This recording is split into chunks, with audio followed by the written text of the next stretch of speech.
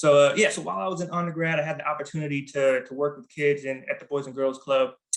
This is a marginalized, underserved, low-income community, and I recognized that these children were dealing with a lot of social and health inequities, a lot of childhood obesity with the children I was working with, and I started to think about why was that existing? So I said, let me study public health. Let me work to address some of these inequities and address childhood obesity. So I went on to Indiana University to study public health, and I had a great opportunity to work with the Indiana Minority Health Coalition to really look at engaging policies throughout the state to address health inequities that are existing. And I quickly realized that upstream factors were critically important to address many of the inequities that exist, from maternal health to diabetes, gun violence, to sickle cell. And so that experience alone gave me the opportunity to work with legislators, work with the communities throughout the state that were directly impacted by these issues. Then I understood, okay, this is where I kind of want to create change and have an impact in that policy advocacy space through these upstream factors. So I had the opportunity to come to the Bay Area in 2018 after grad school to work with community health centers, folks who are low income, marginalized, and working to increase access to healthcare there, addressing maternal health disparities there, as well as other issues. But then, as Antoine mentioned earlier, I spent some time with the California Black Health Network recently to look at the root causes of the health inequities that exist in our state. That Black Californians have the lowest life expectancy in the state, right? And health disparities across the board. And so the real question that I was thinking about is, okay, why? Why is that the case? And what can be done at the systems level, at the structural level to address those issues? And then most recently, I am now with Lincoln Families. It's an organization in the Bay Area that works to address the root causes of poverty and trauma and address that cycle, through providing behavioral health services, community services in the community, and supports there. So again, happy to be in this space and learning from you all as well. So let me go ahead and share my slides.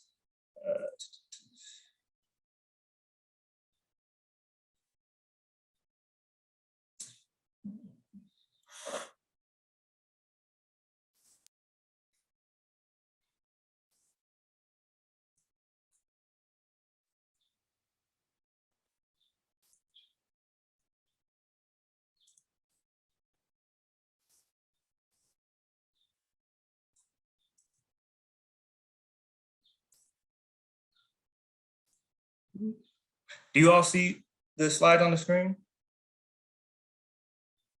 Yes. Okay. Yes, we do. Okay, great.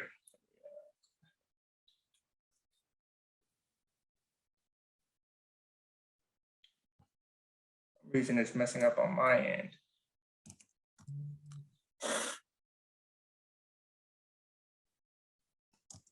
Do you see it now? Yes. Yes, that's better. Mm-hmm. That comes in as a full page. Okay, great. So yeah, so this gave a bit of a background on myself. But the first question I want to ask to the group is what is advocacy? I'm curious what comes to your mind when you hear the term advocacy. What does that mean to you? Just curious if you could get some feedback from the group. I would start off by saying advocacy to me, or just that comes to mind, is process of change, people wanting to commit to educating others about something that needs to be adjusted. I like that. Appreciate that. Anyone else have any thoughts on what advocacy means to you? I think it needs help. Say that one more time. I think it needs help in difficult situations. Help. I like that. Anyone else? I would say advocacy is someone being able to represent somebody or something for someone that doesn't have the ability to speak as well, or even articulate what it is that they need. You're basically choosing a representative. You're choosing somebody to go out and make sure that they can get the details you need out there and the help and support that you would need. Nice. I like that. I like that. I would say advocacy is pretty much what Robert said, representing someone who has difficulty articulating and getting their ideas across, depending on what the situation is. But I would say it's kind of standing up for your rights and requesting fair and appropriate action or treatment. Well, it can be standing up for yourself or others standing up on your behalf to get the right thing done. That's great. These are great responses. Anyone else out there that wants to share?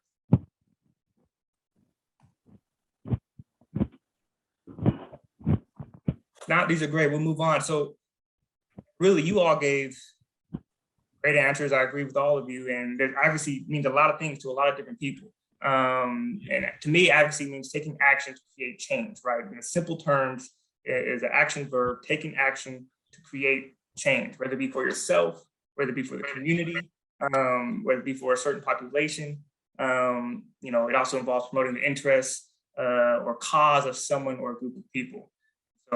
So that's the what, and it seems like you all have a good grasp on what advocacy is. Now I want to speak a bit of some types of advocacy, and there are many different types. I want to kind of highlight these three, right? So self-advocacy, someone mentioned earlier about taking action for yourself, right? The ability to speak up for yourself. This is something that I'm still learning now in my professional career and in this stage of my life, the importance of speaking up for myself. And being that voice. And then also systems advocacy. And this is oftentimes the type of advocacy that we think about when we think about policy change, right? Changing systems, changing structures, addressing regulations that impact our communities. And largely, this is the lens that we'll be coming from in this presentation for systems advocacy. And then grassroots advocacy, right? And really focusing on mobilizing and organizing, garnering public support from the group, right? So to me, grassroots advocacy is grounded in belief that people matter, that their collective voices are powerful in influencing elected officials and shaping policies at all levels, and ensuring that people who are directly impacted are involved in the advocacy. And something that I've learned throughout my career and education is the importance of providing a voice for the people who are directly impacted, ensuring that their issues and concerns are raised, and that they're involved in the advocacy process. And so before I go on to the next slide, again, I want if there's any thoughts or reflections or ideas on what I just mentioned from the group. Do y'all have any thoughts on these three types of advocacy or questions? No, not that I could think of. And feel free to let me know as we move on, or put it in the chat if something comes to your mind as we go on. And so that's the what, right? We talked about what advocacy is, some different types, but I kind of want to get into the why, right? And as I mentioned earlier, a lot of the work that I do is regarding health inequities and advancing health equity. And can't really do that work without advocacy. And so I have here, what health equity means. But before I get into that, I want to again pose to the group: what does health equity mean to you? Before I get into this definition that we have here, and I'm sure you all may have seen this photograph here with the fences and the boxes. But what does that mean to you? What does this photo represent to you? Equality to start off. I think obviously equity is in equity itself is a term that how do I say this, represents what you have available to you, what resources you have that are within your how do I say, grasp, or something that you have the ability to own, or a set of things that you have the ability to use as a tool. So I would say that health equity is, for me, is tools that you have to your disposal that you can use for your quality of life, and not something that can easily be taken away from you. Having the opportunity, just like the next person, to exercise the resource in the same manner as another person. I like that. Yeah, tools, resources are critically important. And we'll give, I'll give folks a chance as well. But Robert Wood Johnson Foundation, they have a good, simple definition. Health equity means that everyone has a fair and just opportunity to be as healthy as possible. So what does that look like? And you mentioned, Antoine, tools and resources, but in certain communities would need more tools and more resources than others, right? Because of the health and social inequities that exist. And we've seen this in COVID, as Black and brown communities, marginalized communities, disproportionately impacted. A lot of these communities, if you give them the same thing, that's not enough, right? Which is what this picture demonstrates. Give everyone the same thing is not enough. Certain communities need more because they started out farther behind than other groups because of the historical policies that have been put into place. So from access to vaccines, right, from access to testing, right, and, awareness on whatever the issue may be, that needs to be prioritized in our communities. And we've seen that with COVID. We've seen that not happen with COVID. And then certain communities, we've seen that happen. But I want to open it up back to the group. Do you have any additional thoughts or reflections on health equity, this image, what Antoine has said? What does it mean to you?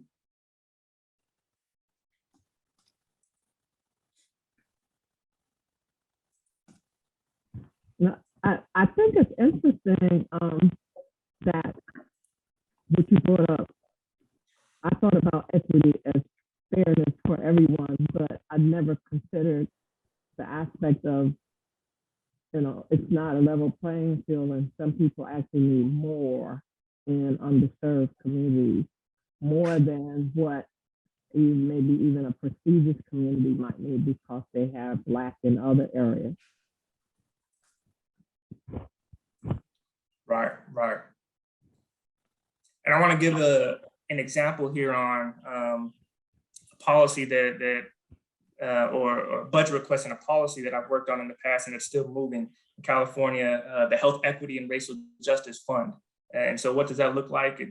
There's a coalition of organizations that are working to establish a fund in California that would provide resources and funds to community-based organizations that are doing work on the ground to address some of these social determinants of health and some of these health inequities. But a part of that fund is ensuring that the funds are equitably allocated, right? And so that these organizations that are in communities that are underrepresented and underserved oftentimes don't have access to certain supports. So ensuring that they have access to these supports and they are equitably allocated.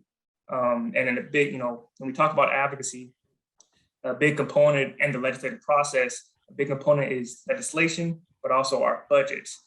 And then a big piece of that is, okay, how are we allocating our funds? And we'll get into that, I guess, a bit later, but it's important as we go through this process to always think, okay, we have these resources that need to go out, but are they going out equitably? The folks who need them the most, are they receiving their fair share, which may be more than other communities and other spaces? But appreciate that insight.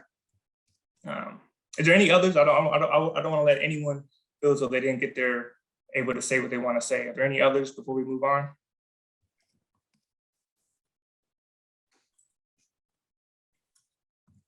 We'll go on to the next slide here, social determinants of health. And so that's another big component to health equity and advancing and improving health outcomes.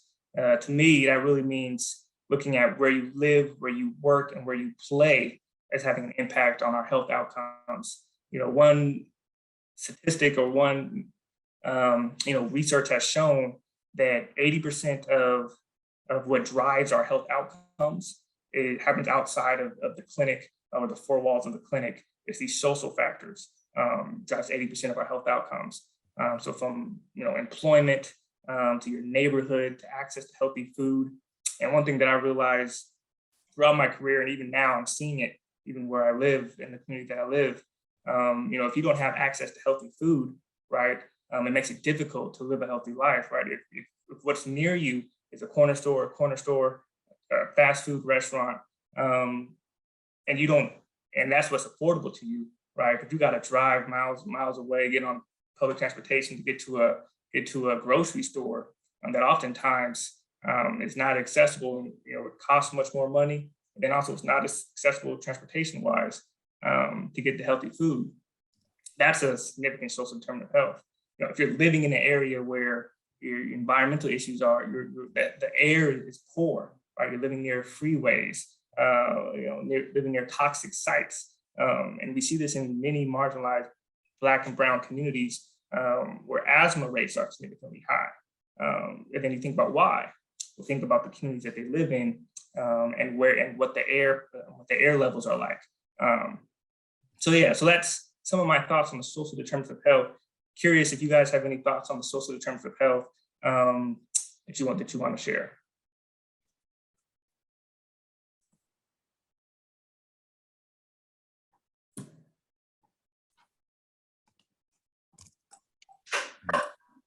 Well, in social terms of health and food, when I first identified the differences in how you can purchase food is from the stores.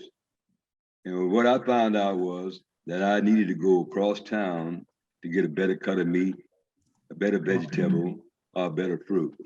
In my neighborhood, that was not available. So that's my first introduction to social injustice as far as food goes. Absolutely. Thanks for sharing.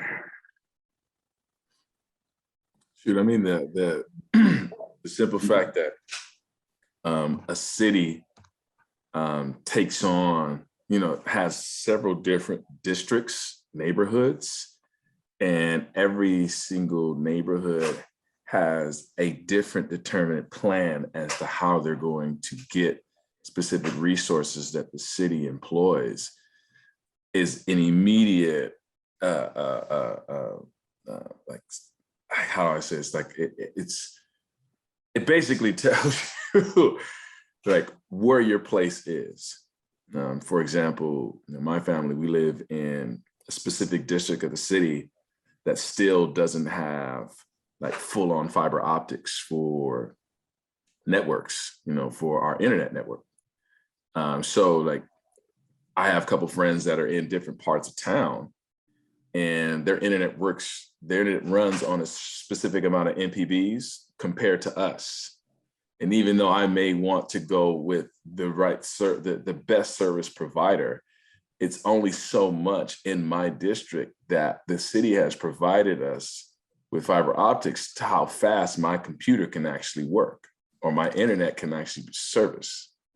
So I'm in a position where I've got friends that are like, hey, why is your internet system so slow? Why is all of this so slow? And I'm just like, dude, hey, that's not my fault. I live in this particular neighborhood, Mm-hmm.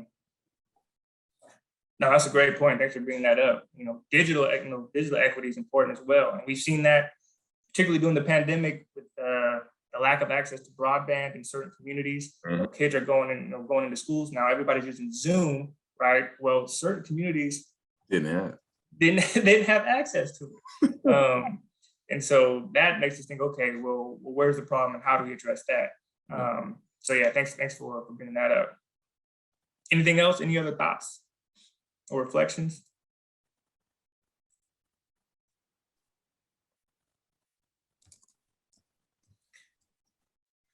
I would say also, so I live in Oakland, and a stat that I saw, and I've known this since school, but seeing it and living it is something different. But in the hills of Oakland, right, the life expectancy is 10 to 15 years higher than if you live in the flatlands. And then you think about, okay, well, who's living in the hills, and who's more likely to live in the flatlands? And all that goes back to the social determinants of health. And oftentimes they say where you live, right, is a significant determinant in how long you live. And then policy is a big piece of that, ensuring that who represents us is creating policies and initiatives that help our well-being. And so we'll get into that. One thing I want to state is, so now that we know that this exists with the social determinants of health, what drives it? And there's a great book that I'll share with you all, hopefully after this, but The Political Determinants of Health, written by Daniel E. Dawes. So we often talk about social determinants of health, important, but what drives that is the political determinants of health, right? Who's making these decisions that lead to us living in neighborhoods that don't have access to healthy food, that lead to us living in neighborhoods where we have to deal with poor air quality and our children have to more likely to get asthma, that lead to us living in neighborhoods where we have to deal with community violence, right? Where we don't have green spaces, right? So why does that exist? And the political determinants of health is a big piece of that.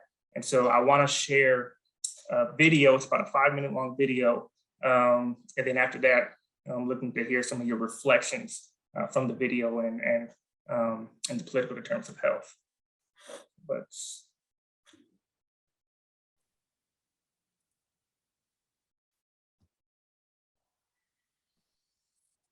you guys all hear this? No. Let's see. Do you hear it? It comes in a little bit low. We can hear somebody conversing, but it doesn't come in as clearly as we would like. It's a little bit different than what we tested. I'm not sure why. Because when we tested earlier, it came in very clearly. Is the share audio on? Like when you share video, you gotta also share the audio so you can hear the audio. Yeah, I did. Oh, okay, let me. Giving birth to an infant 9 weeks early. The baby. All right, great.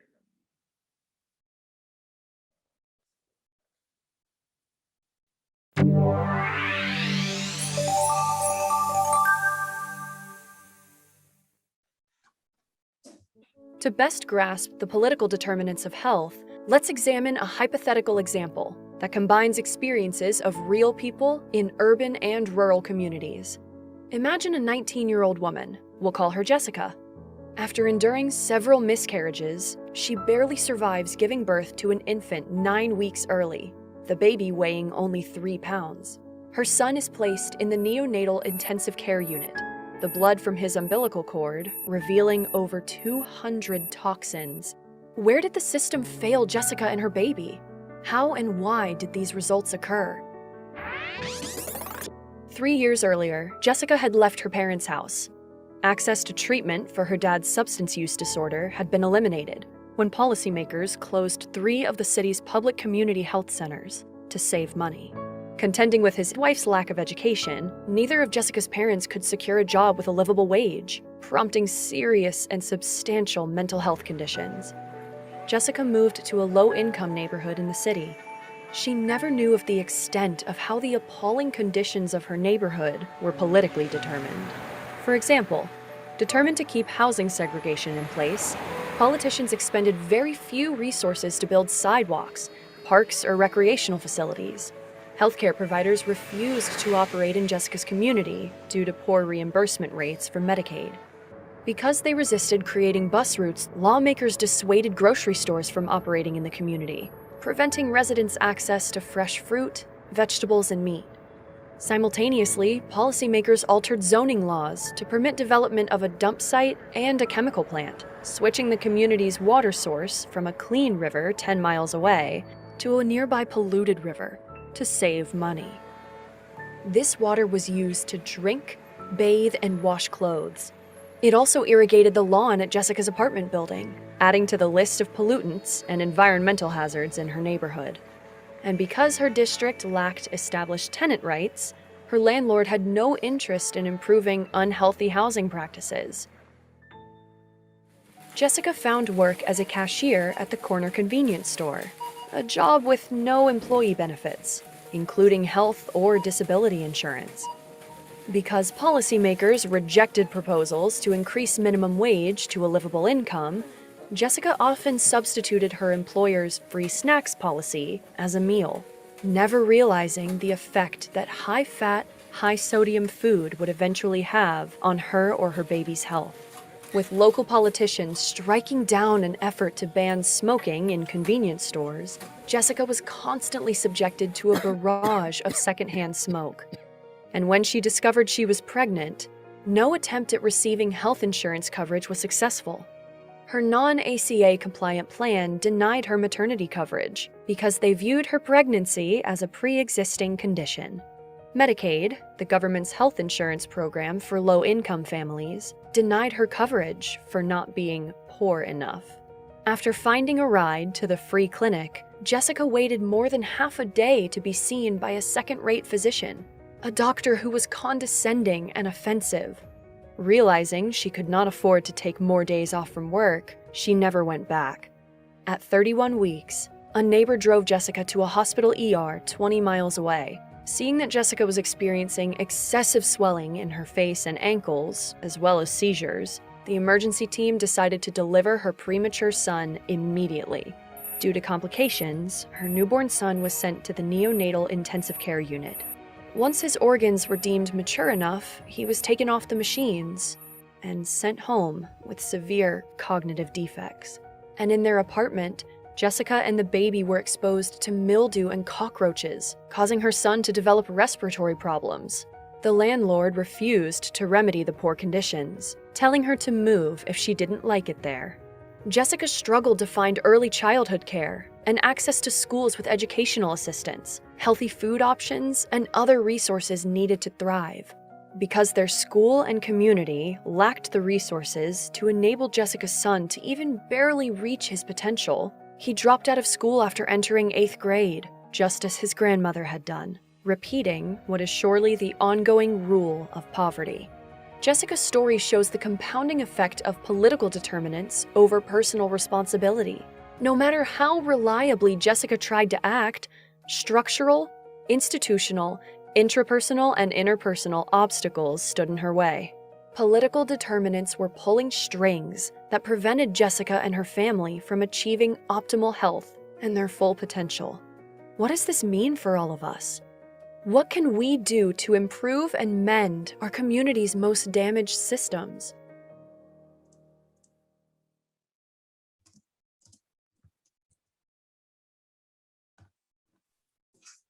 Wow. Okay, so that's powerful, right? So I'm curious, what are your initial reflections from this video? Any thoughts or questions or reflections that come to mind? I would just say the initial portion where specific person in question had to move to a much more a low income in a low income neighborhood, it's already subjecting that person to an immediate lack of social inequity. So it's like, okay, we don't necessarily know how to support you at this particular moment in time. And then, your finances aren't at what the level is necessary. So try this arena here.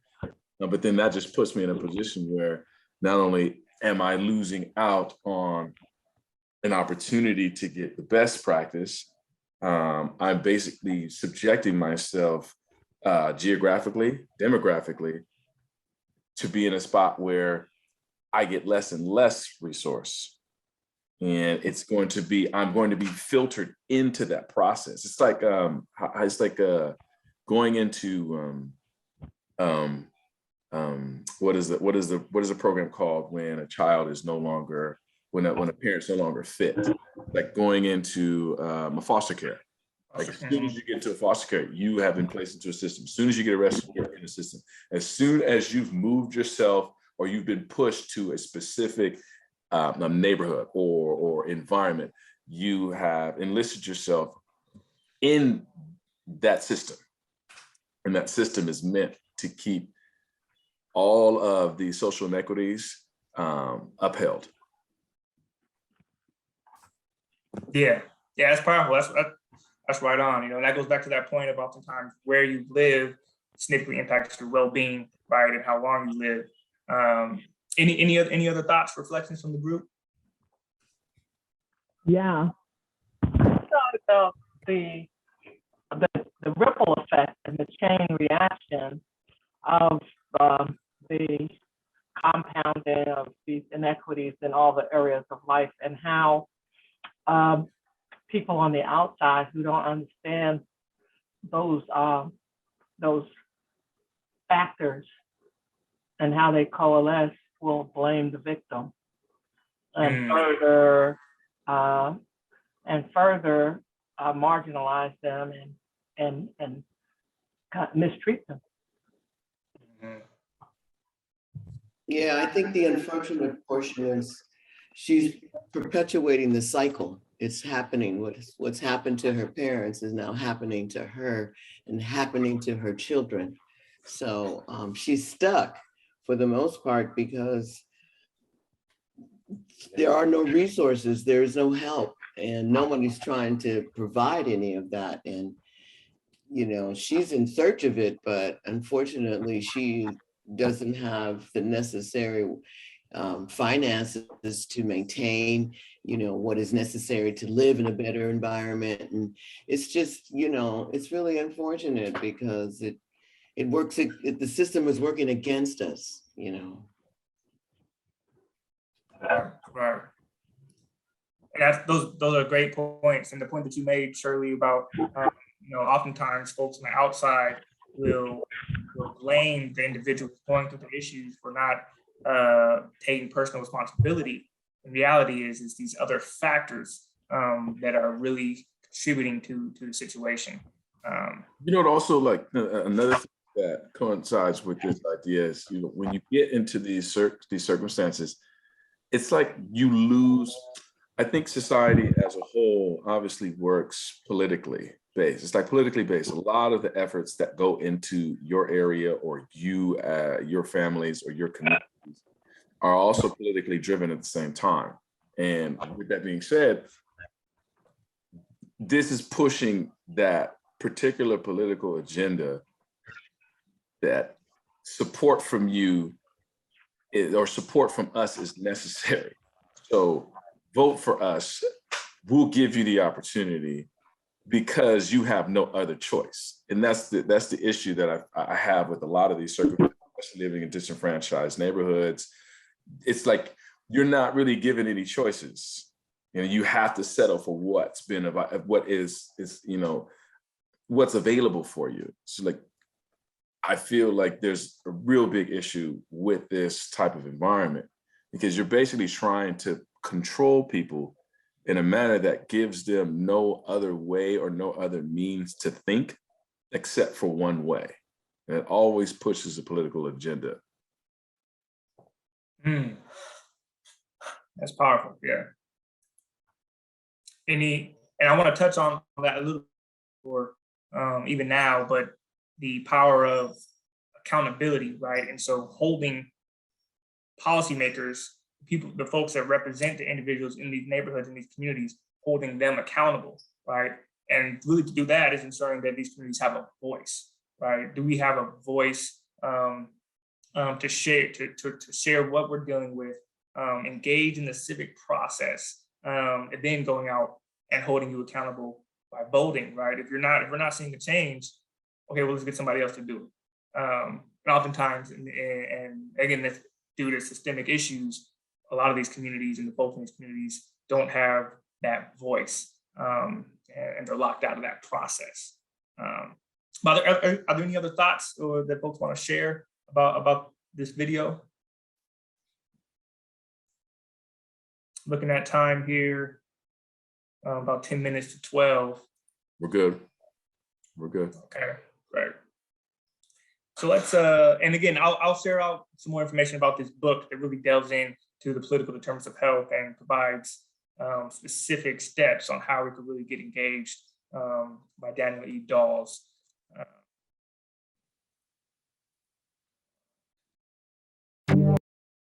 But then the question is, okay, how do we effectively advocate for change? Now that we know what advocacy is, right? And we know why it's important for us and our communities, then we get to the how. How do we get involved? And then these are just some of my experiences and knowledge that I've gained throughout my career, but I was again love to hear from you all about what has worked for you all. But one thing that's important, well, first, at the end, I have know who represents you in government. Really, I should have put that at the front. Know who represents you knowing who represents you is critically important. So I don't know if you all know who your state assembly member is, right, in California for your district, or who your county supervisor is. You likely know the mayor and the congressperson, but also the city council. And I don't know if San Francisco has I don't know if they actually have a city council, but the county representatives, knowing who represents you is the first step.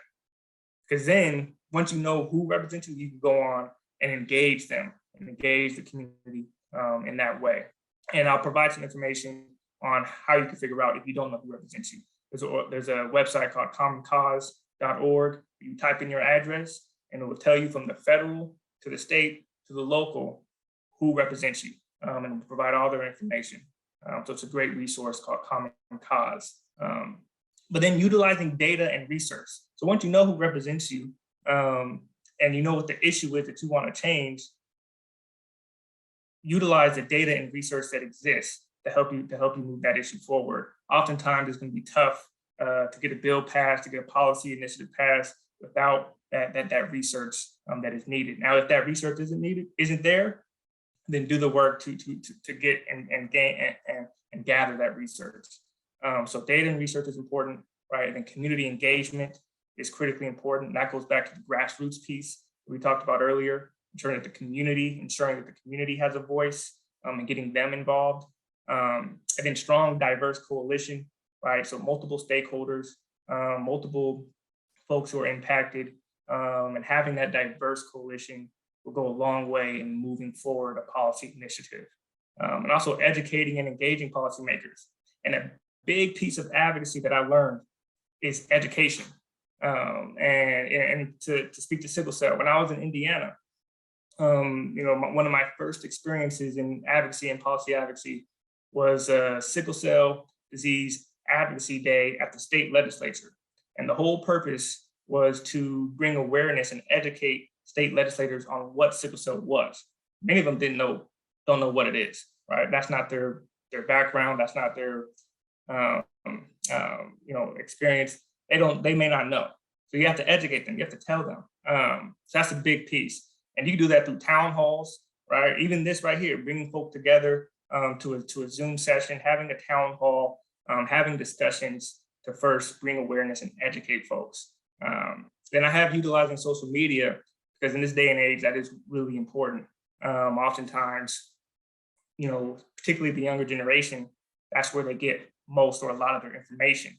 So they see something on an issue, a sickle cell initiative that is put out on social media. They'll say, oh, this is interesting, and they'll engage that way. And then many of our policymakers have social media as well, and they follow that way. So that's something there. Organizing and mobilizing, as I mentioned, and revisiting your why often, right? So whatever the issue may be that you want to address, often go back to why are we doing this, and ensure that the message is what it needs to be, because things may change throughout the process. And then persistence. And that's something that I've learned. It's things don't move fast in the legislative space in many cases, particularly in healthcare and health equity. You think that we're about to get this bill passed, about to move through committee, doesn't even get heard in committee. Don't give up. You got to bring it back the next year, bring it back the next session, keep bringing it back. And that's key. And then also telling your story. One thing that's important is ensuring that the community that's impacted story is told. And what I've realized in the meetings that I've been with elected officials as the policy person in whatever organization I've been in, they actually would rather hear from the community and from patients and from folks who are impacted, hearing their story, than hearing from me and about the policy. They want to hear what I have to say about the policy and all that, but they really want to hear about their constituents, right? Which is so important, which goes back to why it's so important to know who represents you. So then if you know who represents you, you can have that meeting and you say, hey, I live in your district. I vote for you. I vote for in the district that you're in. This is what I'm going through. That holds a lot of weight. And so being able to tell your story is important. And then, yeah, know who represents you in government. So I said a lot there. There's a lot, but is there any thoughts or questions or ideas, reflections that y'all want to bring up on this slide? First question I have actually is this list here is definitely, I feel like, a set of bullet points that could be talked about a little bit more extensively in this presentation, because I do have a few questions and a multitude of these bullet points. Do you feel like we can go over some of these a little bit more in detail, where we can get, so for example, the first thing I want to look at is know who represents you in government.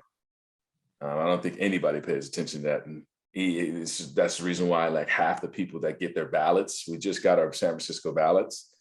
And I have to be honest with you, there was only so many people that I knew on the ballot in the first place.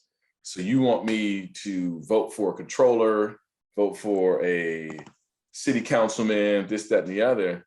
And I don't necessarily watch enough TV in that respect, public, community-wise, to know most of these people. So if I'm looking at a ballot that has 5 or 6 different positions, I have to be honest with you, me as well as a general consensus of people will probably only know enough people within 2 parts of that ballot. So half the others, we're just looking at what their qualifications are, and we're thinking, okay, this person's a teacher in this district, or this person is a particular controller for this business or something of that. So I spent literally at least 45 to 50% of my ballot for San Francisco just looking at what people's qualifications were, what their title was, and I voted for them that way. So knowing who represents you in government, I think is, okay, if we know who represents us in government, who are the people we need to know? Because everybody has a different district supervisor. So I don't know who the district supervisor is for the mission district in San Francisco. I don't necessarily know who the district supervisor is for the financial district in San Francisco. So, knowing who these people that are representing specific, there's so many pillars to it that I would like to understand. If we're talking about policy change and we're trying to get a certain agenda pushed, who are the main people we should know? Because Sickle Cell Anemia Awareness as an organization, we know Scott Wiener as our senator, but he may not be able to do enough for us in a specific area of policy, opposed to somebody that is, our assemblyman. You get what I'm saying? Right. So if you were to say, knowing who represents you in government, who are the tiers of people do we know? Because we got a district supervisor, we got an assemblyman, we got a senator, we've got a city governor, this, that, and the third. What are the most prominent, what are the most effective people for us to know?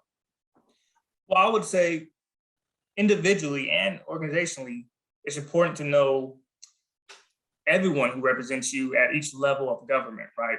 And so you start at the federal level, you have your congressperson. You may have 2 Congress people that represent you in San Francisco. So understand who they are, and then look at what role they play, and they would have the role in federal issues. So funding at the federal level, you want to get funding at the federal level, that's who you talk to.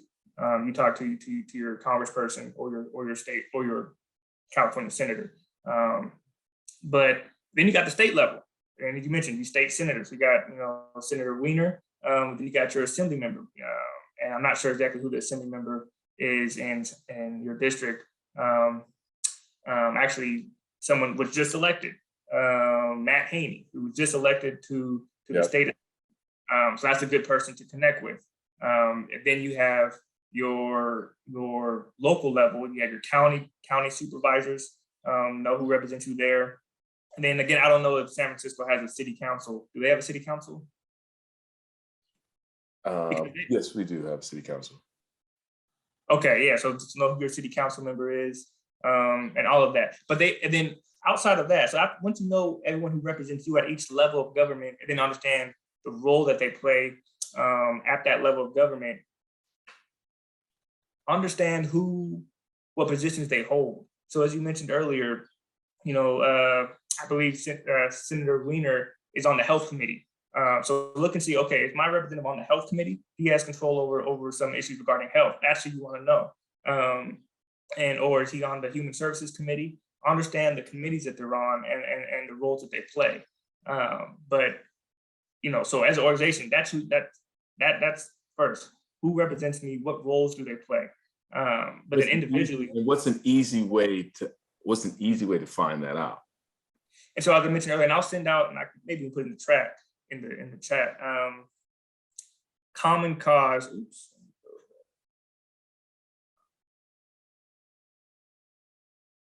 commoncause.org. And I can actually, if I could send it to you or Nadina, you could send it out to the group after in an email with a couple other resources.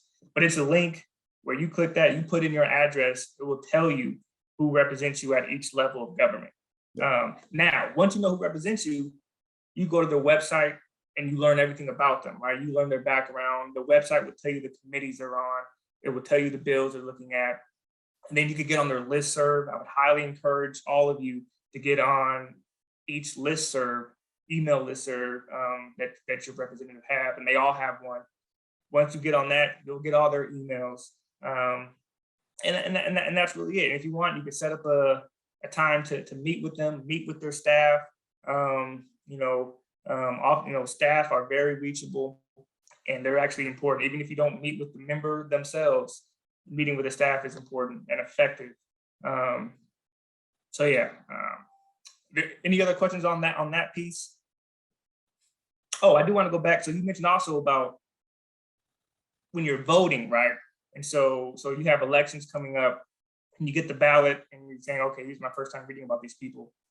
Follow the campaign process. And so during the campaign process, you could, go to the forums, and these, many different organizations put on forums where you could hear from each candidate about what they're campaigning on. You go to their websites, go to their campaign website, look at the issues and their priorities. And that's important to get some information, some broader information than just reading the paragraph that they have on the ballot.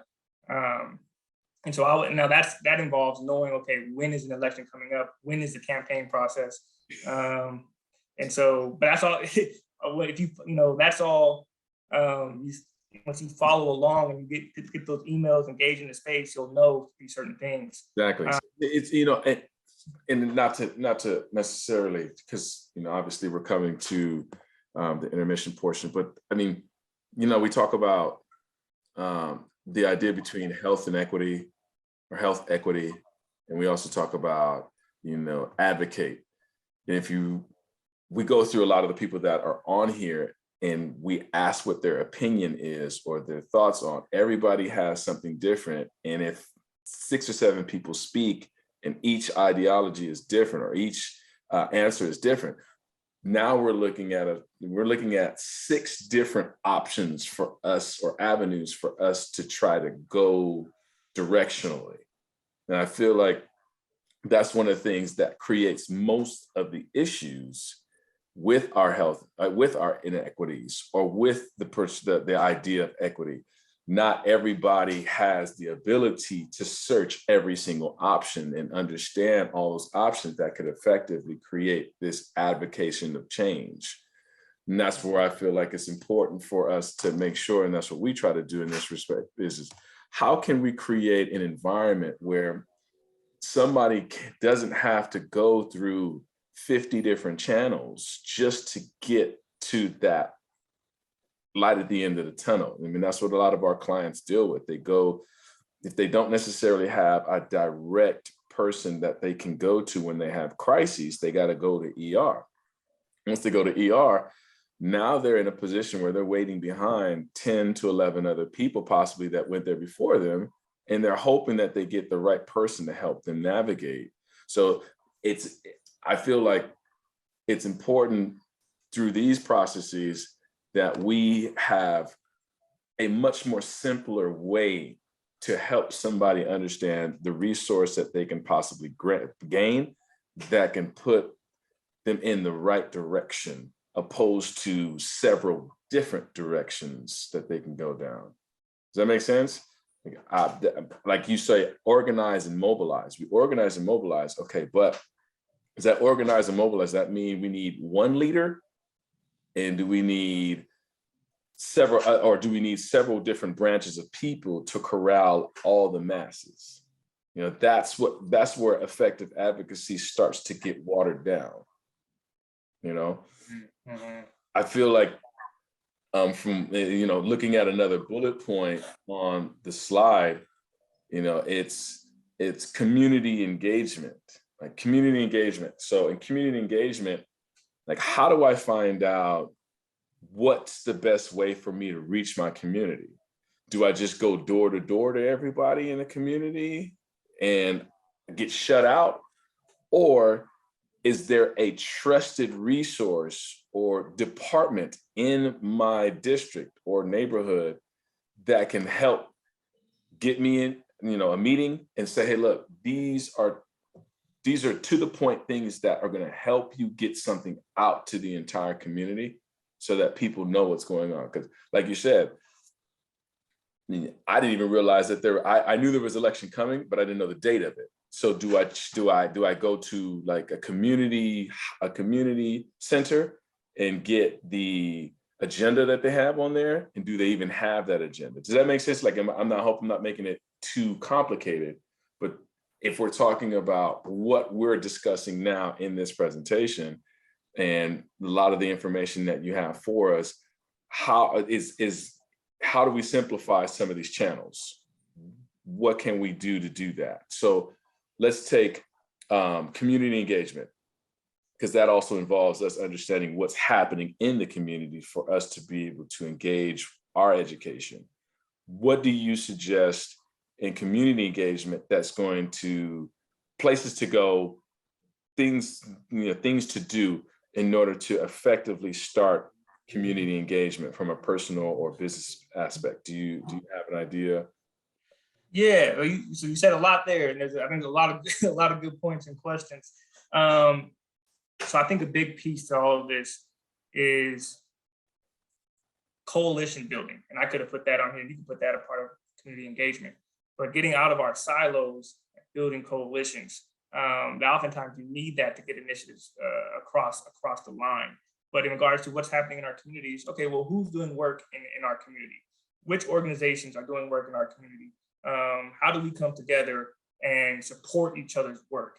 And then whether that be having a town hall discussions, or even going door to door, like you said, or you leveraging your resources as an organization, we'll leverage our resources as an organization to really get an idea of what's happening on the ground in this community, and we'll come together and hear what those issues are and hear what the community wants. Because oftentimes in many of these communities, you have different organizations working in their silos, which it makes it difficult when you do that to really get a grip of what's happening on the ground and effectively provide resources. So I would say build those coalitions, and whether it's through a survey or whatever, it becomes easier to understand as a group what's happening on the ground in the community. Okay. And I don't know if that helps. I mean, it's always up for discussion because we have another segment. So just really quickly, we're going to give Eugene a quick pause, and I am going to send out to you all in the chat, because we're going to take our intermission for the next 5 to 6 minutes. It's important that we make sure that I get this survey out to you all between this break point in our presentation. If you look in your chat box, I have sent the link out. Please, everybody, there's 13 participants that we have currently right now in the room. Please take a moment to take a look at the chat box where I have sent a link of the Google Doc that is our survey for this presentation. We're going to take the next 5 to 6 minutes for everyone to have a chance to click that link and fill out that survey. This survey is going to confirm not only just your registration, but your participation in the session. It also gives us the data to know when we look over all the participants that were in the class and see if you are that consistent participant that has been through a certain amount of our trainings, so that we can get you that resourceful backpack, that sickle cell anemia awareness of San Francisco backpack that's necessary for you to have when you're going through specific crises, or when you're just going through a crisis situation and you are in an environment where you need to use a resource that can either help calm yourself, calm your nerve, or give you peace of mind while you're waiting for any type of help or provisional service. Please advise if you did not get this, if you do not see the link. You can either do it in the chat, or you can open up your mic and advise me if you've gotten that link. Got the link. Got it. Eugene, can you mute for the next 5 minutes?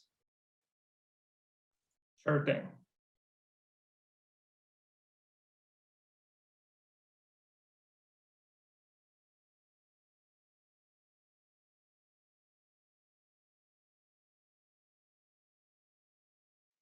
Okay, y'all, thank you so much. We're at 12:16. We don't want to lose out on getting much more information and resources that Eugene has available for us. So in the process, if you haven't filled out the survey just yet, continue to try to fill that out. But we're going to get back to our regular schedule so that we can dive into a few more resources for the information that's been presented to us thus far. So without further ado, Eugene, if you are ready and available, we are ready to listen. Thank you, Antoine. So yeah, and I only have just a couple more slides here, and I'll go over them and take your questions. And then, as Antoine mentioned, I will be putting together a resource document. So if you want to go back and look at some of these resources and delve deep into some of the information I talked about, I'll be in that document that you all will receive. Now, in this slide here, I do want to speak about the legislative process, and not delving deep into it, but I think it's important to know as an organization and as an individual what that process looks like, because there are different times that's important to advocate for an issue, and it's sometimes we get lost in the space and don't know when that time is. But this will also be in the document as well, that you all can look at. But really, it starts with an idea, right? We have an idea, we have a need. We say, oh, we want funding for this initiative. We need sickle cell funding. We need funding to address access to healthy food. Take that to who represents you, and then that will eventually become a bill, hopefully, right? Then it goes through the committee, and the assembly in the state will hopefully pass it. And it goes to the Senate, and they'll hopefully pass it, and then the governor will sign it, and then it becomes law. Now that's the legislative process for a bill. There's another process for the budget, and actually in California, we're in the process now, where the governor Newsom just made his revise of what our budget is for next fiscal year, but then now the next couple of months, the legislature will negotiate that and work with the governor. And in June, we'll have a budget for next fiscal year. Now, we all have a role to play in that. That's why I bring this up, because as organizations and as community members and individuals, we have a role to play in the budget process and in regards to bills. And just here, as you mentioned earlier, you can see here the legislator's website. These are ways to connect with your legislators, send letters, send emails, engage, utilizing social media, town halls, even a face-to-face meeting, and then ways to participate. You could sit in on a committee hearing. You can do that. Organizations can do that. Sit in on a committee hearing and provide testimony. So these are all important things to know. And again, this will be in the resource document. And let's go. Now, I want to speak briefly about some of the advocacy and sickle cell advocacy that we've seen in California. And just to give an example of the results of good sickle cell advocacy or effective advocacy here in California as it relates to sickle cell. And this is a video that I want to show from 2019, but it's important now. Regarding a win in the legislature in regards to funding, critical funding for sickle cell. So let's see if we could play this.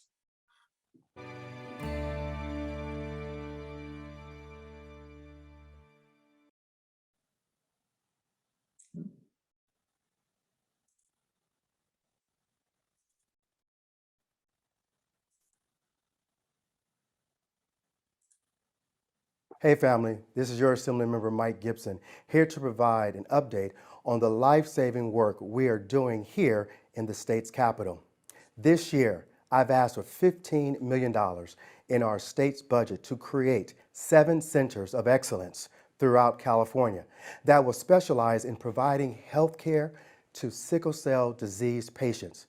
Because of the hard work done by our office sickle cell advocates and many of you, I am thrilled to announce that the governor has included my request in the state's 2019 budget. California lacks access to specialized care to treat adult patients with sickle cell, and these centers will play a critical role in saving so many lives from the painful and debilitating disease. This issue is personal to me, so please continue to watch and listen to the stories of my dear friends as they talk about living with this condition. Gil Smith is known as the founding father of the city of Carson. Father is a role that has defined his life. By the time he became mayor of Carson in 1970, Smith had 3 boys, Gil Jr., Jeffrey, and Chris. We were told after Jeff was born, he was 6 months old, that he probably had sickle cell. And little Jeffrey was not alone. His younger brother Chris also had the sickle cell disease. The oldest, Gil Jr., did not. Chris, the younger of the 2, did not suffer as severely as his older brother, but they both had the same ailments. That is, they both had their gallbladders removed between 11 and 13 years old. They both had several, 4, 5, 6 instances when they had pneumonia. They both had bone marrow deterioration. They both were in and out of the hospital 4, 5, 6 times a year, running anywhere from 2 days to 30 days. It was a very difficult time for both my wife and I and the rest of the family, because all of us were trying to understand the ailment. Sickle cell disease eventually took the life of Jeffrey when he was just 23. He would have been 62 now. Assemblymember Mike Gibson knows firsthand the pain of Smith's family. Gibson has known Smith since his days also on the Carson City Council, and Gibson is determined to help those that suffer from sickle cell and their families. I'm asking for $15 million in this year's state's budget to create 7 new sickle cell disease sites throughout California. We're going to work extremely hard to making sure that there are resources in California earmarked and designated for this disease and for people who are living with this disease. In the United States, there are approximately 90,000 people with sickle cell disease, with 10% of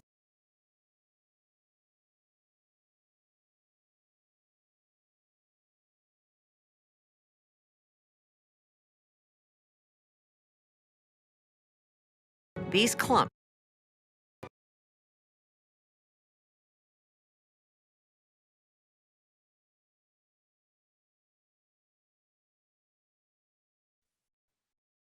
Everything good?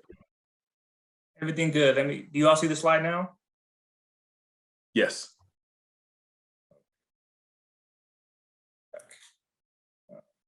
So I wanted to share that video just so you all could see the results of advocacy and action in regards to an initiative, the Sickle Cell Initiative here in California. So that was Assembly Member Mike Gibson, who was a strong advocate.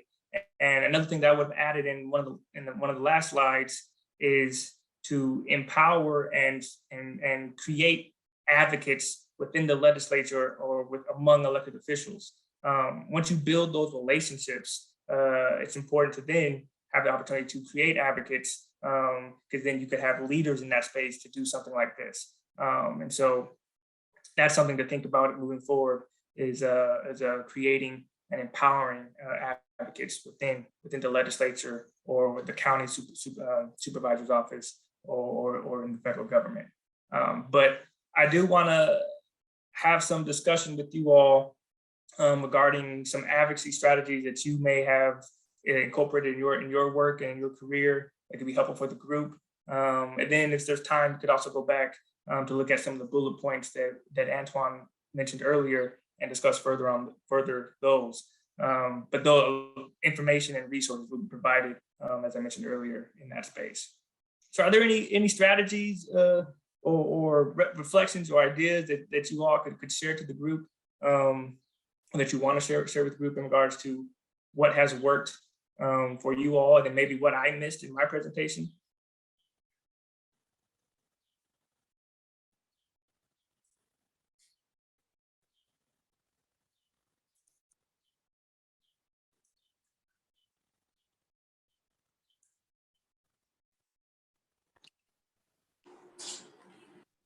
In terms of policies, there hasn't been a lot of movement, from my opinion, in terms of the coalition building that you're talking about, the need to have to get all these groups together. It's more about, kind of everybody feels like they're right and they have their own way of doing it, which to me hasn't proved to be very effective.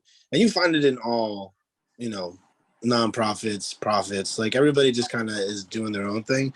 It's very hard to form a coalition of a lot of individual people who have their own passions and have their own fiercity for what they believe in, to come together and actually give up some power in order to move ahead forward as a group. So that to me is one of the biggest challenges of what's come around. Similar to what Antoine was talking about in terms of, policies.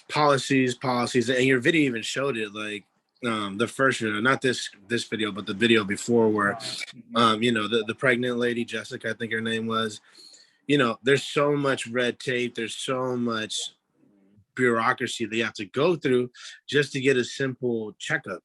Like, in order to get a checkup, some people have to spend 5-6 hours just getting the appointment. And it's like, who has that time? Who has that knowledge? Who has that patience? Part of the biggest issues that I see in terms of legislature for sickle cell is that we have all these negative ideas, negative thoughts, people who just don't care about it enough. And that's the problem with politics in general, is like, if you don't have people that care enough, you're not going to get anything done.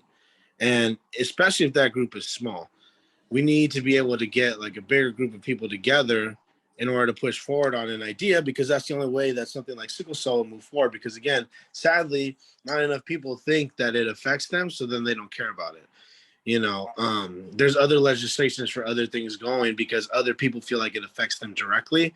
So then they have more support, more people coming out of the woodwork to support it and get this legislation done. Whereas for us, even though it does affect a lot of people, they don't know that. And that's part of also like what has happened with systemic, not just racism, but just in general systemic ways of keeping impoverished people poor, because it benefits the wealthy for us to stay ignorant, for us to stay poor, for us to just be free labor. I mean, the most overworked and underappreciated is the middle class, and then you have poor people. So it benefits those at the top to keep that system going, because that's how they can stay on the top. So for me personally, I haven't really seen much success stories in that field. I feel like more of the success stories are the individual stories, the individual organizations doing what they do, and there's your success. But in terms of like big societal changes, I haven't personally never seen anything, at least in my lifetime where there's been like huge changes. Everything's like subtle, or it's behind the scenes, and even in behind the scenes, it's still not fixed because they find ways to just mess it up again. They just come up with new wording for it. And that's just kind of how they pull the wool over our eyes. It's like, oh yeah, we're gonna fix it. And they change the law, but they bring in a whole new law that is now attacking us from a different angle. So, you know, we think we're in this lane and we're like, okay, now we're gonna change lanes, but now they change it into a totally different lane that puts us right back into being oppressed. And we just don't realize it until a little bit later. And they're like, oh no. And then we're right back. It's not really over and over. No, I appreciate you sharing that, Kimball. That's a really powerful and good insight, particularly from someone who's working on the ground in that space. So it was helpful for me. I'm curious, how much do you think that organizations working in their silos has a role in that? Has a role in that space. Do you think there's an opportunity for, at the community level, for organizations to come together and be a stronger voice? Absolutely. And I think what happens, Eugene, sadly, is like when other people see that happening, they squash it right away. They put something in to roadblock it, or, you know, like one policy that could come up is like, oh, you know, 3 or more nonprofits meeting as a group is illegal. And now all of a sudden we can't meet anymore, even though we're starting to get traction, and I just made that up, obviously, but you know, it's something like that. Like as soon as we start getting traction, we start getting organized, we start getting to a certain point where groups are coming together, something comes in and messes that up, because again, the 1%ers, the people on top, are looking at everything and saying like, whoa, this is dangerous. We can't have all these people come up against us, because, you know, united we stand, individually fall. And that mentality helps this procreate more problems for us, which in then turn gives us right back to where we are, square zero. And now everybody's fighting for a piece of the meal, because, you know, another thing that they could do is now, instead of having $5 million available to us, they pull funding, now it's only $1 million. So again, there's the subversion, there's the behind the scenes. Like we're all getting together. We have like 6 different nonprofits on board, and we have $5 million that we're working with. Now all of a sudden there's only $1 million with. So what's going to happen? So now those 5 organizations that still want to thrive, still want to exist, are now fighting for that 1 million. So instead of each one of us having $1 million to work with and getting that cohesion going, we are now forced to fight for the 1 million, and now that cohesion is gone. Yeah. Wow. Is there any other? I saw you put the camera on, Nadina. Do you have any thoughts? Yeah, and then we wind up fighting one another for, we're jockeying, everybody's jockeying for position. So, you know, like he says, if we've only got these X amount of dollars, then hey, only so many people are going to get a piece of that pie. And we need to really take a look at what the needs are for the sickle cell community and focus on, all right, we need X amount of dollars to do this, to just, you know, like something very simple, like get a social worker over at San Francisco General. I mean, you know, they're fighting and struggling for things like that. And they shouldn't have to. I mean, that should be available. All of these resources and services should be there in place already for everyone. And that's where we get back to the equity and the equality, right? We're only going to get a small piece of the pie, right? Because we're way down on the list here. And if we see it, we're all fighting for it. So, you know, then that puts us kind of against us, you know, trying to build that momentum and keep that core and that word. What was that word he used? I can't think of it. Oh gosh, it's when you have a 3 or 4 or more organizations working together. Coalition. That's the word. That's right. Then you have that coalition, but you're right. You know, the political people that are running the country, they don't want that to happen. So they're going to keep us to down below the margin and make certain that we continue to struggle. And that's the way it's been. And I hate to say it, but it's going to keep going that way. And unfortunately, you don't want to take the position of getting all riled up and like right now, and we're not going to talk about this, but Roe v. Roe v. Wade, and all these people now, you know what I'm saying? That's just one topic right there. And just think how many more, I mean, depending on however that comes out, how many more people are going to get on board with that? I mean, it's amazing, and it's a trickle down effect. So, you know, we're just down here trying to scrap for beans and claw for what we can to move forward. And it's not an easy task. So that just keeps us with a whole lot of work to do all the time. I hear you and appreciate those thoughts, Medina, and insights.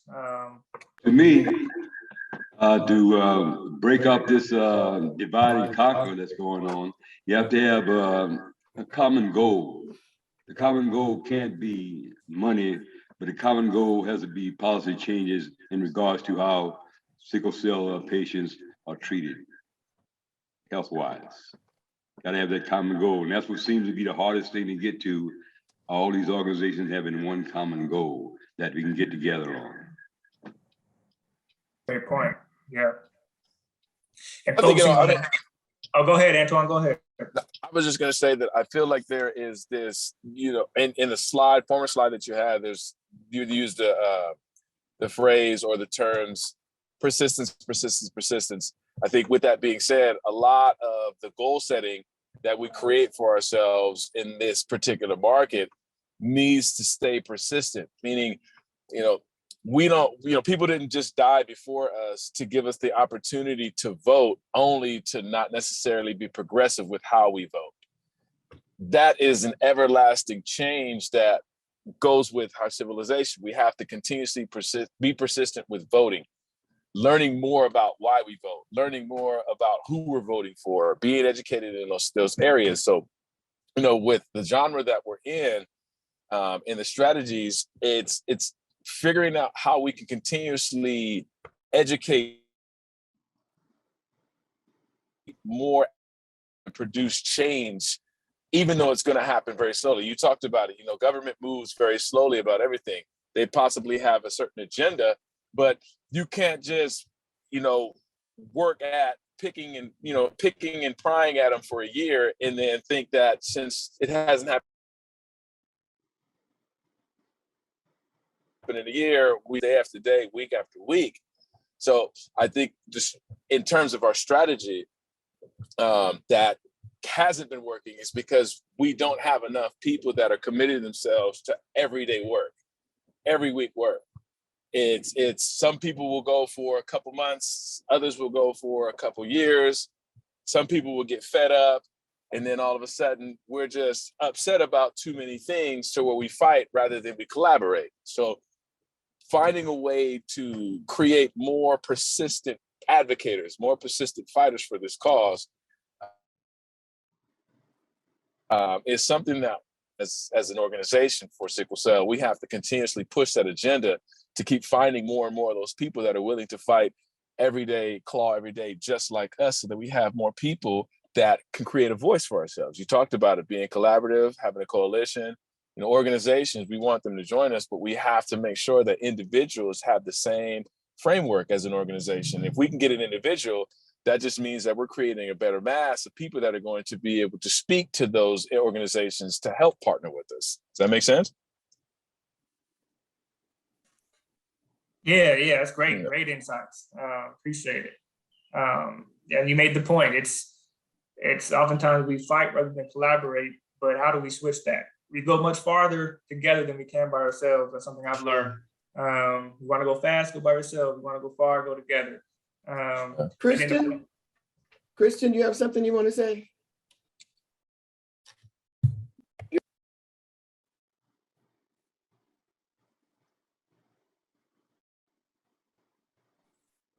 Yeah, those are all good points. And someone mentioned earlier about finding that common cause, right? What's the need? So I think that's a good point. What is the need on the ground, and where can we find that common cause? Oh, wait, I'm sorry, Eugene. Kristen, you were muted. Can you hear me now? Yes. Okay, we hear you. Yeah, we hear you. Yes. Sorry. So my name is Kristen Lockhart. I am the Sickle Cell Disease Coordinator at San Francisco General. I like to thank all those people that advocated for a really long time to get funding to even have positions like mine, and then my coworkers social worker. Her name is Celeste at San Francisco General, so that we can bridge those gaps. So without those people going to the Capitol, advocating, without the community coalitions, like our positions would not exist. I've been in other states and wanted to work in sickle cell forever, but couldn't do it because there's always no funding for sickle cell. Typically it's considered a Black disease and there's just no funding. That's one of the things that Celeste and I work every day to try to figure out, to find resources for our patients. So far, I think we've done a really good job of working with the community-based organizations and filling some gaps since we've been there. We've only been there 5 months, but we've done a lot. We actually have a presentation next week to present on what we've been able to do since we've been there. So even Kimball, I understand your frustrations about how long it takes for the legislative process and for money to be found and to fund different things. But coming in out, on the end result, it was worth it. That's the only reason Celeste and I are able to work in sickle cell, because before there was nobody to speak on behalf of the patient unless they advocated for themselves. So I'm really glad that we're there and people were able to advocate for us to be there and they were able to find the funds. Now, on the flip side of that, now we have to secure more funding so that we can stay.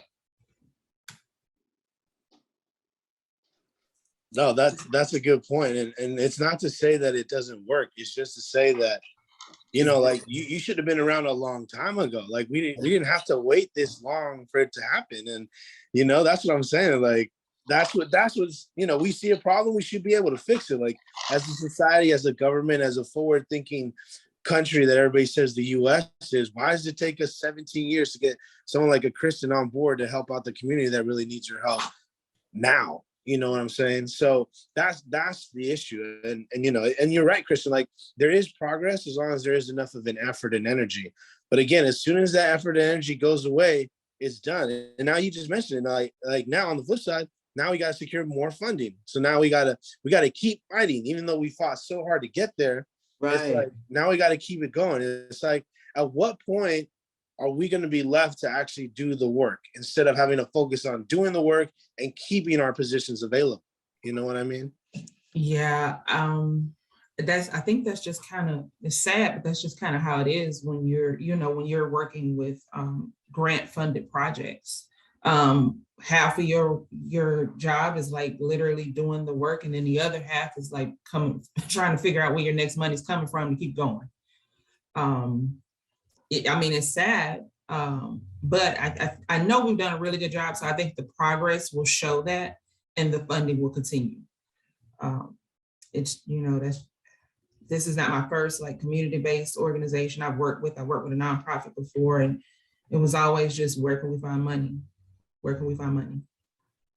Yeah, and just a quick announcement, next month in the our advocacy and empowerment session, Kristen and the team at San Francisco General will be presenting. So please, everybody, you'll be getting your invites. So just, you want to join in on that so you can hear of the progress. And if you need care, come see me. Yes. Hey, can I come back there and table?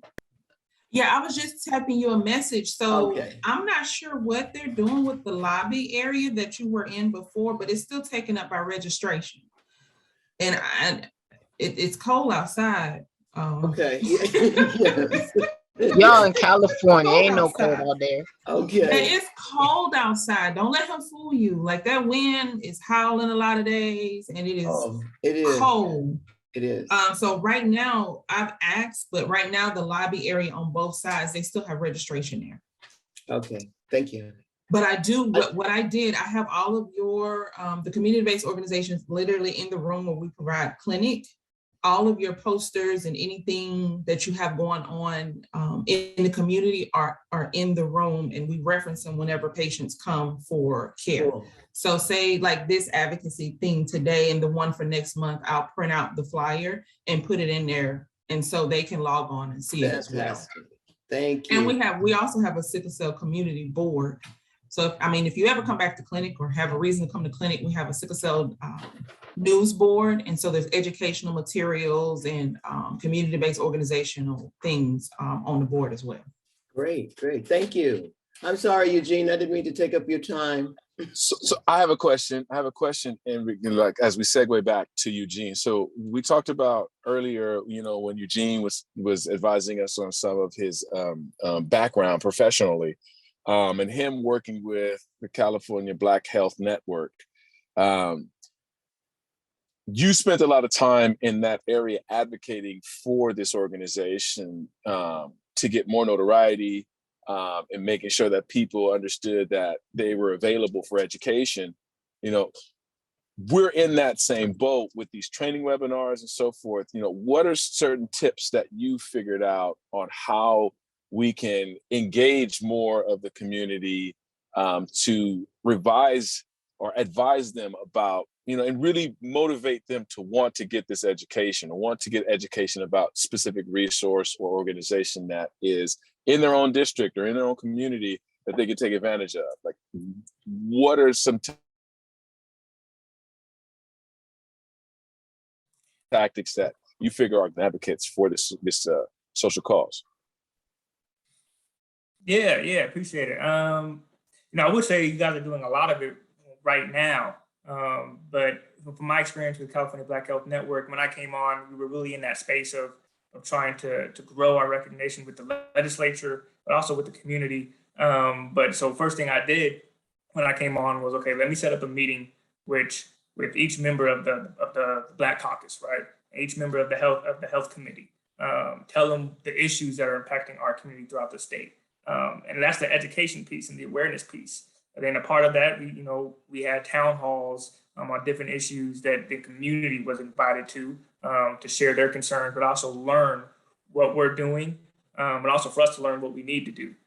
So as a statewide organization, it's a bit different because we were covering the whole state.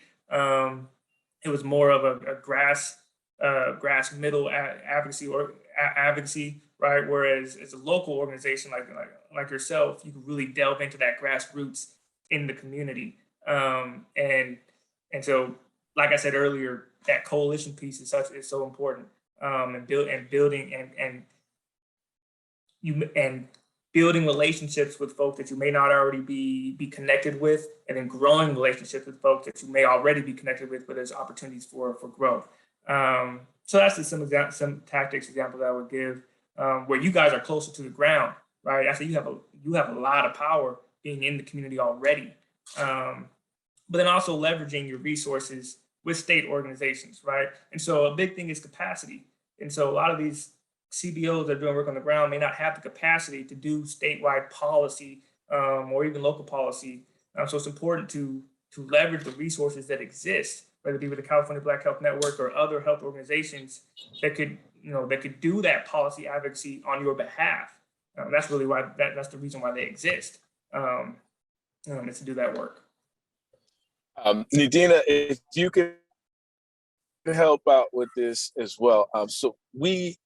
Nadina was working with another organization, wellness organization down south. And what Nadina understood in regards to this policy circumstance was, reason why this particular organization was getting a lot of favor is because they had lobbyists. Like, how does a lobbyist play into that role? And how does someone learn more about who lobbies for what and, generating a relationship with those types of people? If you have any information on that. Yeah, some organizations have pay for a lobbyist, right? Or they just have advocates. Lobbying is a form of advocacy. But what I did, I'm not a lobbyist. I wasn't a lobbyist, but I did a lot of similar things that folks who were lobbyists did. I advocated for issues, talked about legislation, and all of that. Some of these organizations with a certain amount of money and funds, they could pay for a lobbyist to really get into the weeds of policy. But to me, I always say you don't necessarily need a lobbyist. You need advocates and folks who are willing to be advocates in that space. But if you want to pay someone to focus on a specific policy, that's great. That's fine as well.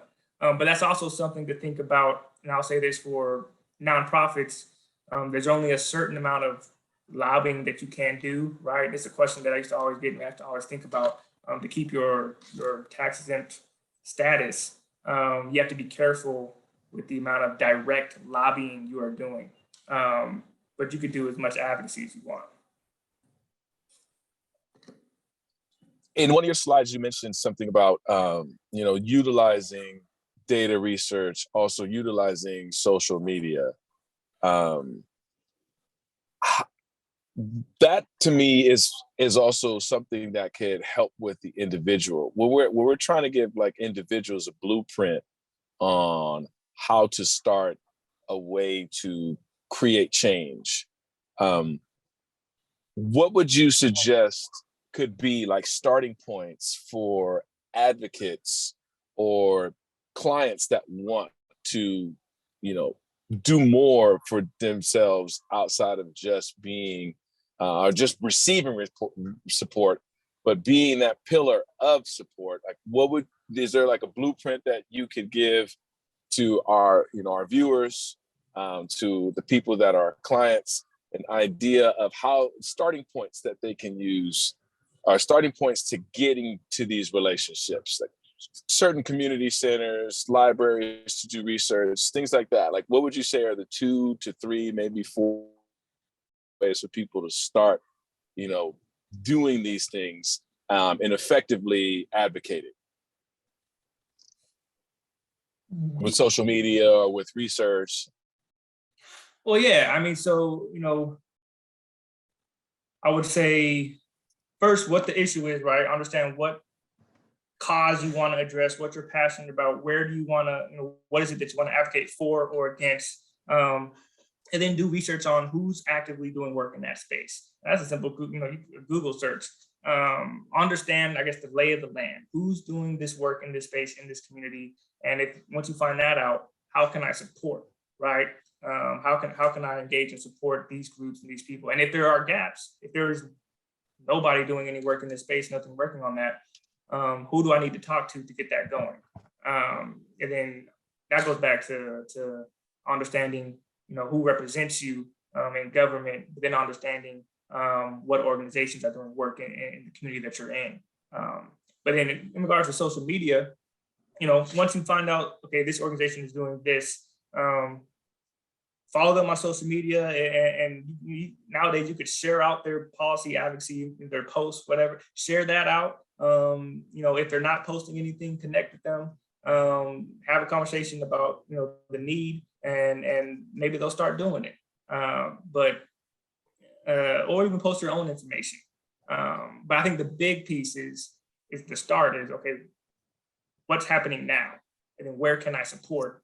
And then if there's nothing happening, how can I fill in the gaps? Got it. Do you, are there like, what do you think about forums? Do you think forums are effective? Like, people can join, there's a lot of forums that people can join on Facebook. Do you feel like those are effective ways for people to collaborate verbally with other groups of folks that they may not necessarily meet via phone or in person? Yes, absolutely. Absolutely. Forums, town halls, now something's happening in person. Because one, that's a great way to network, right? And so oftentimes what I realize is if you are passionate about something, care about something, you're oftentimes not the only one. There's other people who care about the same thing. They just may not be connected or working in their silos. So go to a forum, and then you say something, somebody else will likely say, oh, I feel the same way, let's connect. And that's often what happens.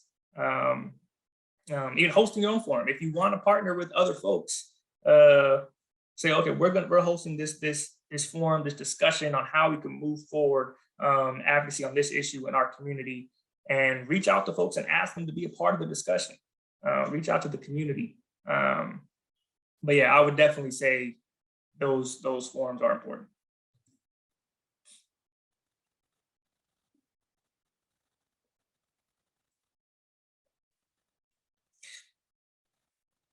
Are there any other one? I want to appreciate you all for being so interactive and engaging. That's been helpful for me, and I'm learning a lot from all of you. So I don't know if there's anything else that you all want to share or bring up, or. I was just gonna ask, what do you think are like most effective platforms for people to try to engage in? Platforms, you mean social media platforms? Yes, sir. All of them. I mean, so Facebook, right? A lot of advocacy takes place on Facebook. Instagram, a lot of the younger folks now are using Instagram and sharing out information there. That's really effective. LinkedIn, right? Particularly for organizations, I think is really effective to utilize LinkedIn. And then what else? Twitter more so for I guess elected officials. Almost every elected official has a Twitter, and if it's important to tag them. You want to say, oh, as an organization, we want this much funding for sickle cell. Tag the elected official that you're hoping to support you in that space. But yeah, those four for sure will be beneficial: Facebook, Instagram, LinkedIn, and also Twitter. Can you remind us of that website that you mentioned? I think it was a Common Cause. What is the function of that website? Yes, commoncause.org. And that's a website where you could put in your address, and it will tell you who represents you at each level of government. In fact, let me actually see. And I'll make sure to send that out in the resource document, or provide it to you to send out.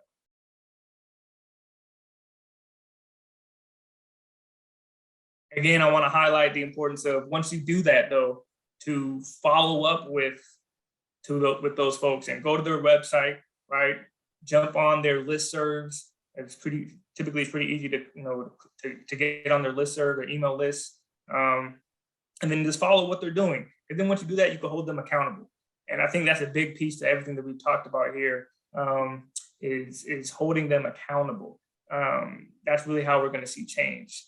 To do that, we got to be civically engaged and understand what's happening in that space. You mentioned about people people being able to set up meetings. You're kind of breaking out, Antoine. Oh, sorry about that. I was just asking you, how does a person get meetings with a particular political official, council? You mentioned that people could set up those meetings. Did you hear what I said? How do you set up those meetings?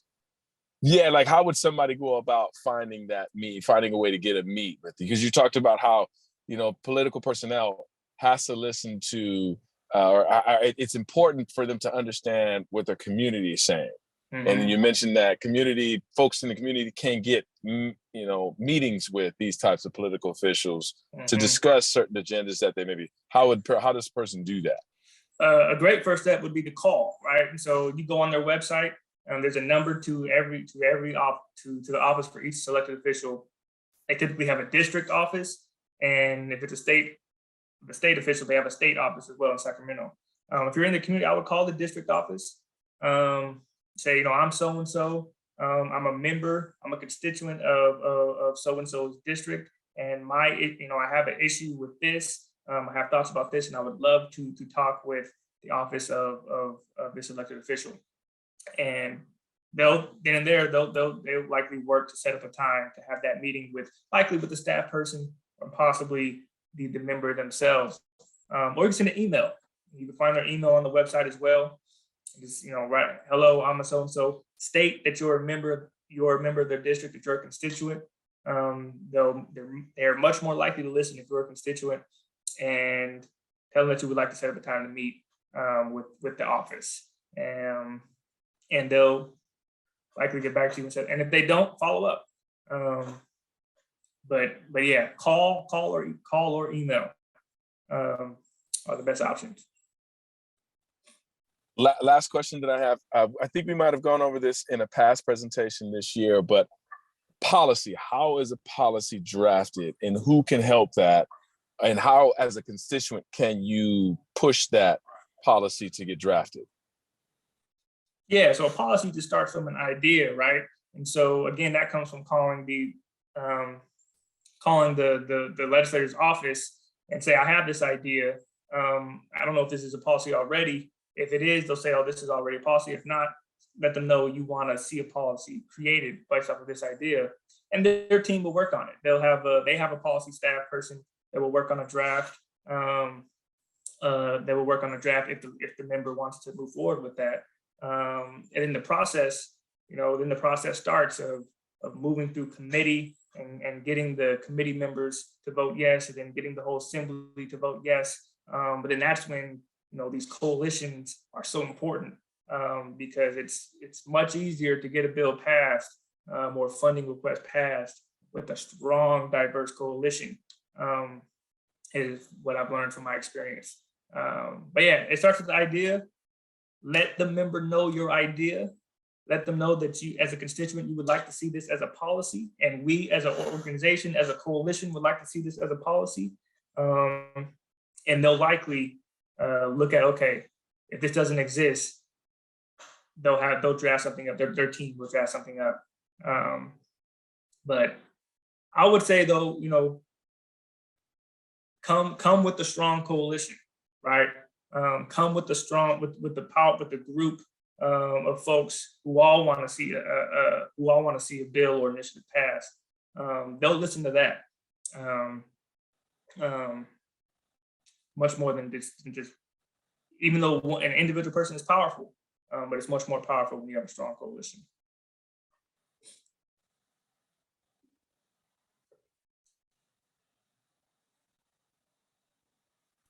Do we have anybody else has anything they want to share or reflect on or ask about?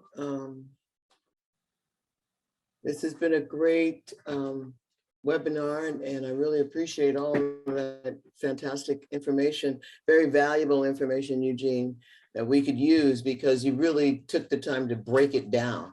And of course, with Antoine's questions, he'll get you to break it down. Right? So yeah, that was good. Your delivery was really on point. And yes, everybody gets the copy. They get the PowerPoint. You will receive that. And Torres, do you have anything you would like to add or say today? Yes. So first off, let's give a round of applause to Eugene. Thank you, Eugene, for doing good work. Appreciate that. That was very, very useful information. Keep on the lookout. Eugene is going to send us a resource list that we were going to distribute to everybody here. And the resource list will include ways to get educated on your local legislation, find out all the government resources that are available in your area, in your local community. So be on the lookout for that.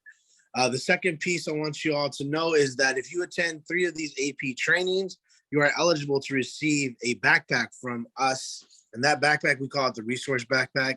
And it has a bunch of good stuff that you can use for your emergencies, all sickle cell related. Nadina in the background there, you can see in Edward's profile, she's grabbing the backpack as we speak. It's got a beautiful design, lots of stuff inside of it.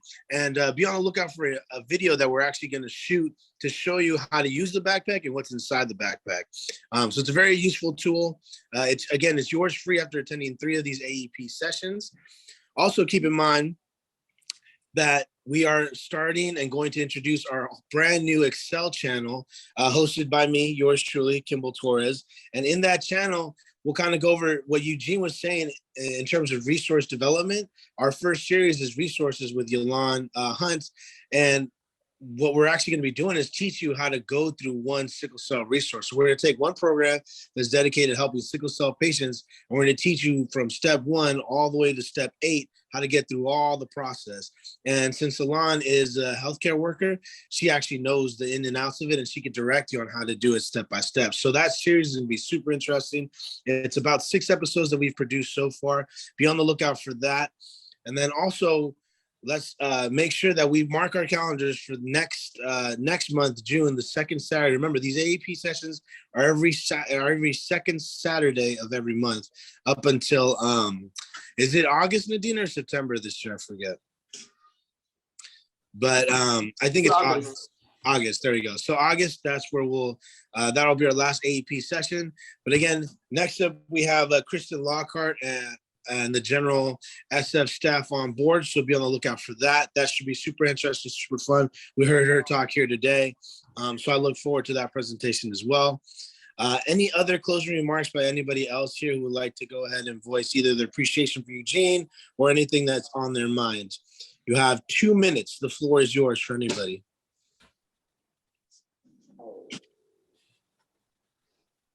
I have a question. I'm Ronnie Chisholm.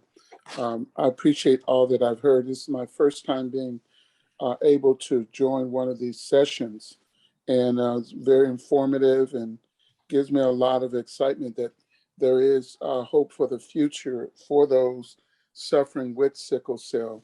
I've had family members who have struggled with it and survived for a while and passed away. So the work continually needs to be done. My quick question is this: are some of the past sessions just for informational sake available, whether the sessions were recorded, where someone like me or others could look at them and glean from them some information and understanding? Yes, absolutely. In fact, we have a YouTube channel where the Excel channel that I just spoke about, Ronnie, is going to be featured in. So SCAA SF has its own YouTube channel. And you could just go to our website, and you can, from our website, it'll direct you to our YouTube channel. And on the YouTube channel, you'll find the presentations of AEP, not only for this year, but the past 3 years that we've been doing it. So welcome, Ronnie. Also welcome, Ed. I saw on the message this is your first time as well. So welcome to our presentation. Hopefully you loved it, you enjoyed it. As I mentioned, Eugene did a great job. So yeah, and anytime you have any questions, you can just email myself at kmtorres@scaasf.org, or you can email Nadina at crisis@scaasf.org. And I'll go ahead and put that in the chat right now, actually, so that you guys know who to email. And then, yeah, so you can also, like I mentioned, you can also get that information off our YouTube channel. So hopefully that answers your question. It does. Thank you. Yep, you're welcome.